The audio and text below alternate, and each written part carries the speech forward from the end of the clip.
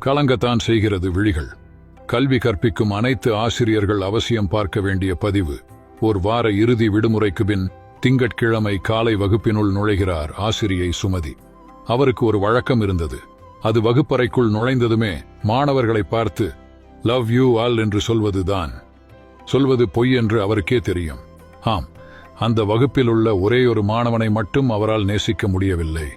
ஒழுங்காய் உடுத்தாத, எதிலுமே ஒழுங்காய் இல்லாமல் சுட்டிக்காட்டுவதற்கு எந்த ஒரு சிறப்புத் தன்மையும் இல்லாத டெடி என்கிற தியோடர்.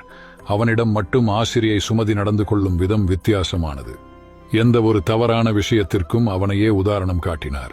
எந்த நல்ல விஷயத்திற்கும் அவனை நிராகரித்தார். அவ்வாண்டிற்கான காலாண்டு பரீட்சை வந்தது. முன்னேற்ற அறிக்கைகள் வகுப்பாசிரியர்களிடமிருந்து தலைமை ஆசிரியரின் கையெழுத்துக்கு அனுப்பப்பட்டன. ரிப்போர்ட்டுகளை பார்வையிட்டு கையொப்பமிட்டுக் கொண்டிருந்த தலைமை ஆசிரியர் ஆசிரியை சுமதிக்கு அழைப்பு விடுத்தார். அவர் வந்ததும் முன்னேற்ற அறிக்கை என்பது ஒரு பிள்ளையின் முன்னேற்றத்தை அறிவிக்க வேண்டும். தன் பிள்ளைக்கும் ஒரு எதிர்காலம் உண்டென்ற நம்பிக்கையை பெற்றோருக்கு தர வேண்டும். நீங்கள் எழுதியிருப்பதை பார்க்கும்போது பெற்றோர் அவன் மீது நம்பிக்கை இழந்து விடுவார்கள் என்று தியோடரின் முன்னேற்ற அறிக்கையை சுட்டிக்காட்டி கூறினார்.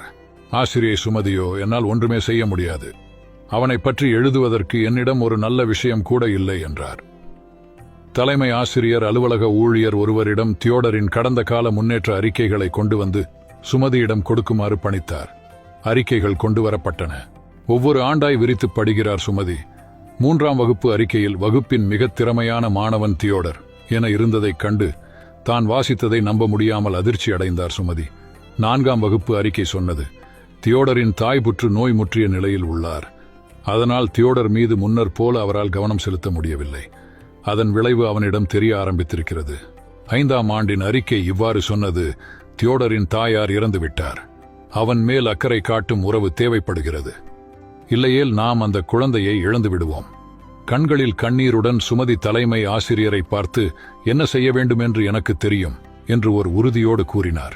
அடுத்த திங்கள் காலை ஆசிரியை சுமதி வகுப்புக்கு சென்று பிள்ளைகளை பார்த்து வழக்கம் போல் லவ் யூ ஆல் என்றார். இம்முறையும் தாம் பொய் சொல்கிறோம் என்று அவருக்கு தெரியும். ஏனென்றால் தற்போது மற்ற குழந்தைகளை விட டேடி எனும் தியோடர் மீது அவரது அன்பு அளவு கடந்திருந்தது. தியோடருடன் தன் அணுகுமுறையை மாற்றிக்கொள்வதென்று அவர் தீர்மானித்திருந்தார். அதன் பின்னர் ஒவ்வொரு நல்ல விஷயத்திற்கும் தியோடரின் பெயர் உச்சரிக்கப்பட்டது. ஒவ்வொரு தவறான உதாரணங்களின் போதும் அவன் பெயர் கவனமாய் தவிர்க்கப்பட்டது. அவ்வாண்டின் பள்ளி இறுதி நாள் வந்தது. எல்லா மாணவர்களும் தம் ஆசிரியருக்கென பரிசுகள் கொண்டு வந்திருந்தார்கள். அவற்றிற்குள் ஒரு பெட்டி மட்டும் ஒரு பழைய செய்தித்தாளால் சுற்றப்பட்டிருந்தது. ஆசிரியை சுமதிக்கு அதை பார்த்ததுமே அது டெடியிடமிருந்துதான் வந்திருக்க வேண்டுமென உள்ளுணர்வு சொல்லியது. முதலில் அதையே பிரித்தார். பிரித்ததும் அதனுள் பாதி உபயோகித்த சென்ட் பாட்டில் ஒன்றும் சில கற்கள் கழன்று விழுந்த பிரேஸ்லெட் ஒன்றும் இருந்தது. அந்த பொருள் தியோடருடையது என்று புரிந்து கொண்ட முழு வகுப்பறையுமே சிரித்தது. ஒன்றுமே சொல்லாமல் ஆசிரியை சுமதி அந்த வாசனை திரவியத்தை தன் மீது பூசிக்கொண்டார். அந்த பிரேஸ்லெட்டை எடுத்து தன் கையில் அணிந்து கொண்டார். மெல்லியதாய் ஒரு புன்னகையுடன் தியோடர் சொன்னான், இப்போது உங்களிடம் என் தாயின் வாசம் வருகிறது. இறக்கும் முன் அவர் இறுதியாய் வைத்திருந்த சென்ட் இதுதான். இந்த பிரேஸ்லெட் தான் பெட்டிக்குள் வைக்கும் முன் அவர் உடலில் இருந்து அகற்றப்பட்டது. ஓராண்டு கழிந்தது. ஆசிரியை சுமதி மேசையில் ஓர் கடிதம் கிடந்தது. I have seen few more teachers, but you are the best teacher I have ever seen. With love, Teddy. ஒவ்வொரு ஆண்டு இறுதியிலும் ஒரு கடிதம் கிடைத்தது, அதே வரிகளுடன்.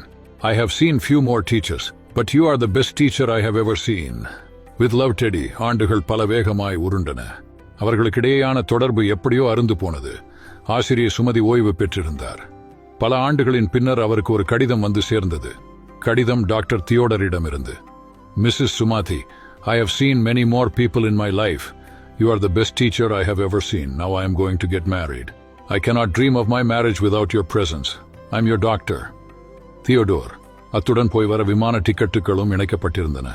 ஆசிரியை சுமதிக்கு இருப்பு கொள்ளவில்லை. அவரிடம் அந்த சென்ட் பாட்டில் தற்போது இல்லை. பிரேஸ்லெட் பாதுகாப்பாய் இருந்தது. அதை அணிந்து கொண்டு திருமணத்திற்கு புறப்பட்டார்.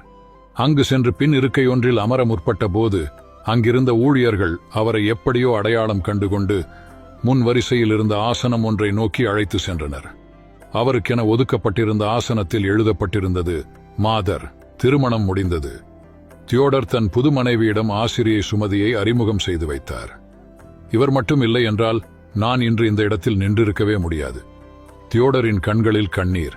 ஆசிரியை சுமதி பெண்ணை பார்த்து சொன்னார், டேடி, இல்லை என்றால் ஒரு ஆசிரியர் தன் மாணவர்களுக்கு முதலில் ஒரு தாயாய் இருக்க வேண்டும் என்பதை நான் அறிந்திருக்கவே முடியாது. இக்கதையை படித்த மரியாதைக்குரிய ஆசிரியர்களே, உங்கள் வகுப்பிலும் ஒரு டேடி இருக்கிறான். உங்கள் உதவிக்காக காத்துக் கொண்டிருக்கிறான். உங்களாலும் அந்த ஆசிரியை சுமதியாக இருக்க முடியும்.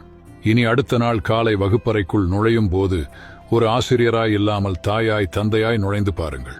உங்களால் ஒரு பிள்ளையின் வாழ்க்கையில் நல்லதோர் திருப்பு முனையாய் இருக்க முடியும். எல்லா ஆசிரியர்களுக்கு சமர்ப்பணம்.